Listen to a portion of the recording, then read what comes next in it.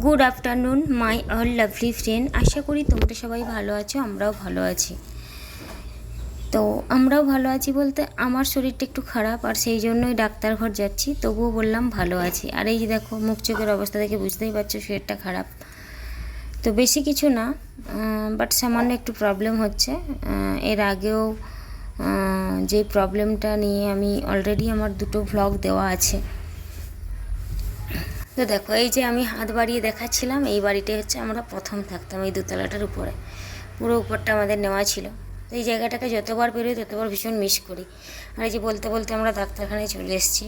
আর মিশুকে তো সামলানো যাচ্ছিলো না, সেই জন্য ওর পাপার হচ্ছে ঘড়িটাই ও হচ্ছে টাচ করে করে ওর ছবি ফটো মানে ফোনের মতোই কাজ হচ্ছিল। তো সেই জন্য ও হচ্ছে বসে বসে দেখছিল। আর ওকে ডিস্টার্ব করতেও বারণ করেছিলাম, তার কারণ ও ভীষণ ডিস্টার্ব করছিল আর কি। সেই জন্য মিশুকে আমরা ডিস্টার্ব করিনি, ও যেভাবে থাকতে চাইছিল সেভাবেই রাখছিলাম। তো যাই হোক, এই যে দেখো আমরা ডাক্তার দেখিয়ে আর হচ্ছে বেরিয়েও গেছি। বেরিয়ে আমরা এবারে রাস্তার সাইডে ওষুধ নেবো আর বাড়ির উদ্দেশ্যে রওনা দিয়েছি।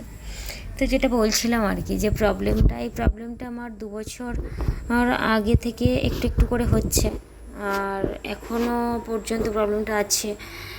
আমরা এর আগে হচ্ছে ব্রেনের ডাক্তার দেখিয়েছিলাম, ওখানে আমি প্রায় 1 বছরের মতো ওষুধ খেয়েছি, বাট ওখানে আমার কোনো রেজাল্ট আমি সেরকম কোনো কিছু দেখতে পাইনি।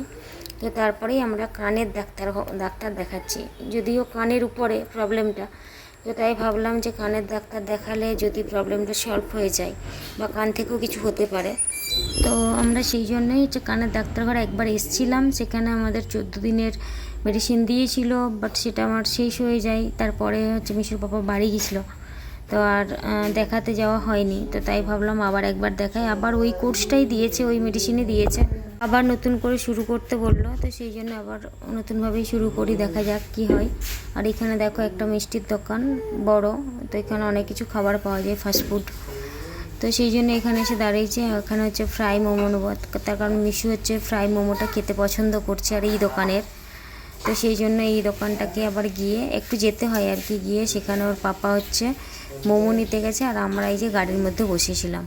আর দেখো অন্ধকার, তো মিশু আর আমি দুজনে বসে আছি। ও হচ্ছে বেলুনওয়ালাকে দেখে ভীষণ চিৎকার করে কান্নাকাটি করছিল বেলুন নেওয়ার জন্য।